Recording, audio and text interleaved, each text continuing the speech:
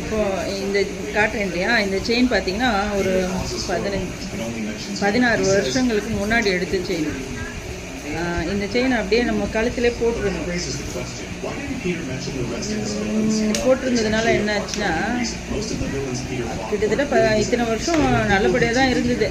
இப்போ தான் ஒரு 2 மாதத்துக்கு முன்னாடி டேமேஜ் ஆயிடுச்சு. இந்த பக்கம் பாருங்களேன், இதை அறுத்துக்கிச்சு. இந்த பக்கம் இந்த கொக்கி மாதிரி இருக்கிறது, இந்த பக்கம் இருக்கிறது அறுத்துக்கிச்சு.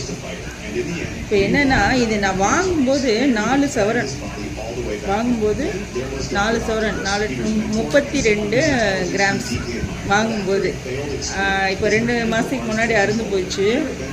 மாற்றாமல் அப்படியே இப்போ தான் கோல்டு ரேட்டு ஹெவி ஆகிடுச்சா, அதனால் பயந்துட்டு மாற்றக்கூடாதா, இப்போ மாற்றலாமா என்னன்ற டவுட்லேயே அப்படியே இருந்துகிட்ருக்கேன். இப்போது சரி என்ன எவ்வளோ தான் இருக்குது அப்படின்ட்டு இது இப்போ பார்க்கும்போது பார்த்தீங்கன்னா, இதோட வெயிட்டு 4 பவுன் 32 கிராம் எடுத்தது.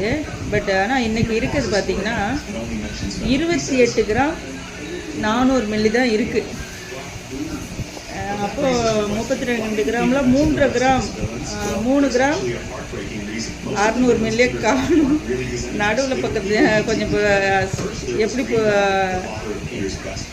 இது மிஸ் ஆச்சுன்னே தெரியல. அது கழுத்தில் போட்டிருக்கிறதுனால ஏற்பட்ட தேய்மானம் போல்.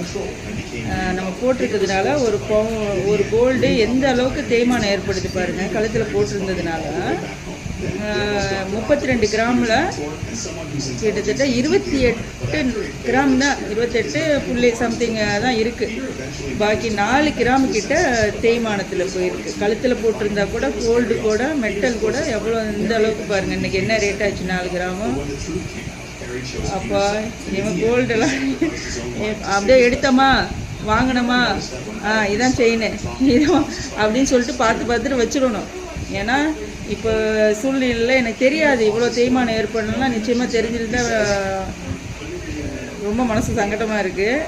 இவ்வளோ தேய்மானன்றப்போ எவ்வளோ லாஸ் இல்லையா. நம்ம என்ன பண்ணோம், இனிமேல் புதுசாக கோல்டு எடுத்தோன்னா இதுதான் செயின் இதுதான் மோதிரம் அப்படின்னு சொல்லி பார்த்துட்டு பத்திரமா லாக் பண்ணி வச்சிடணும். சரிதானே?